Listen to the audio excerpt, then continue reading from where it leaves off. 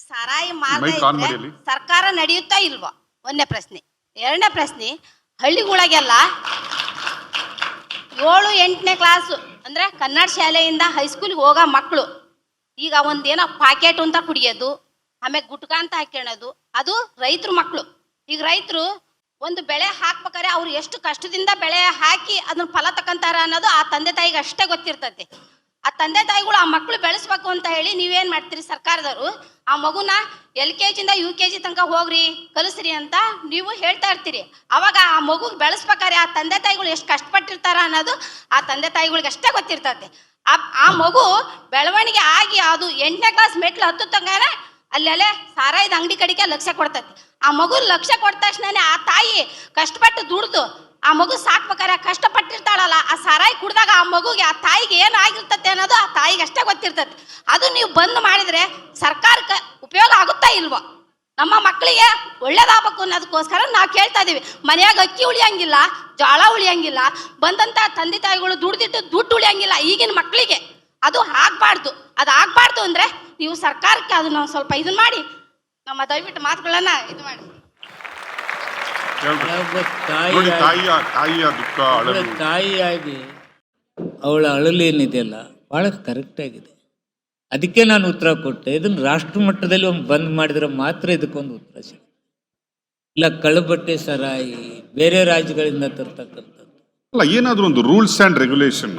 ಅವ್ರು ಹೇಳಿದಾಗೆ ಸ್ಟೂಡೆಂಟ್ಗಳು, ಚಿಕ್ಕ ಮಕ್ಕಳು ಇದನ್ನು ಹೋಗಿ ತಕೊಂಡು ಉಪಯೋಗಿಸುವುದು ಡೇಂಜರಸ್.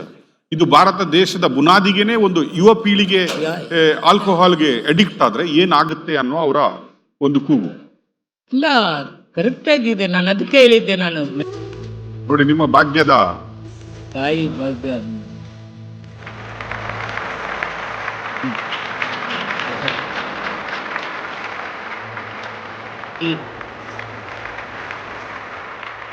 ಸಹೋದರಿ, ನಿನಗೂ ನಂಗೆ ತುಂಬಾ ಥ್ಯಾಂಕ್ಸ್. ನಿನ್ನ ಅಭಿಮಾನಕ್ಕೆ, ನಿನ್ನ ಪ್ರೀತಿಗೆ ಸರ್ಕಾರನ 2,000 ರೂಪಾಯಿ ಕೊಟ್ಟದಕ್ಕೆ ಸಾರ್ಥಕ ಆಯ್ತು ಅಂತಕ್ಕಂಥ ಭಾವನೆ. ಇದು ನಾವೆಲ್ಲ ಥ್ಯಾಂಕ್ ಯು. ತಾಯಿ ಕರಳು ಅಂದ್ರೆ ಹೇಗಿರುತ್ತೆ ಅಂದ್ರೆ, ಒಂದೇನೋ ಒಂದು ಸಹಾಯ ಆದಾಗ ಅವಳು ಬಂದು ಸಿಹಿ ತಿನ್ನಿಸ್ತಕ್ಕಂಥದ್ದು. ನಮ್ಮ ತಾಯಿ ಇವತ್ತಿಲ್ಲ. ಆ ಬದುಕಿಗೆ ಎಲ್ಲಪ್ಪ ನಮ್ಮ ತಾಯಿ ಇಲ್ಲ ಅಂತಕ್ಕಂಥದ್ರಾಗ ನೆನಪು ಮಾಡಿದ್ರು.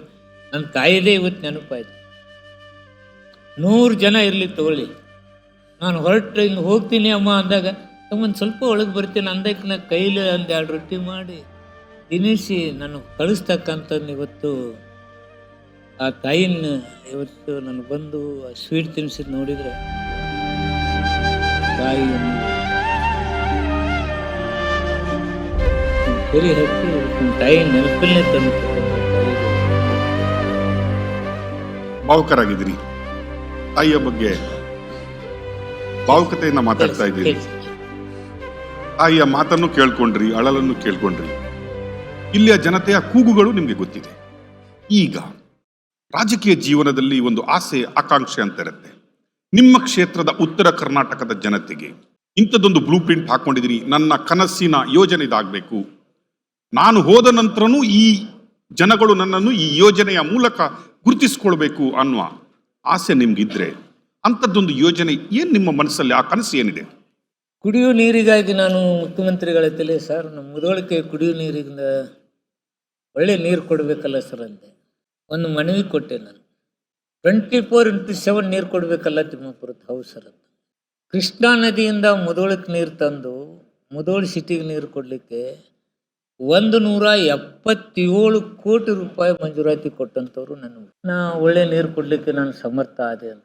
ನನ್ನ ಸಹಕಾರಿ ಸಕ್ಕರೆ ಕಾರ್ಖಾನೆ ಬಂದ್ ಬಿದ್ದಿತ್ತು, ಸಹಕಾರಿ ತತ್ವದಲ್ಲಿರ್ತಕ್ಕಂಥ. ಅದನ್ನ ಇವತ್ತು ಲೀಸ್ ಮುಖಾಂತರ ಕೊಟ್ಟು ನಾನು ಪ್ರಾರಂಭ ಮಾಡಿ ಆಲ್ಮಟ್ಟಿ ಡ್ಯಾಮಿಗೆ ಗೇಟ್ ಹಾಕಿಸ್ತಕ್ಕಂಥ ಕೆಲಸ ಮಾಡೋದ್ರ ಜೊತೆಗೆ 8 ಬ್ಯಾರೇಜ್ಗಳನ್ನು ನಾವು ಮಾಡಿದ್ವಿ.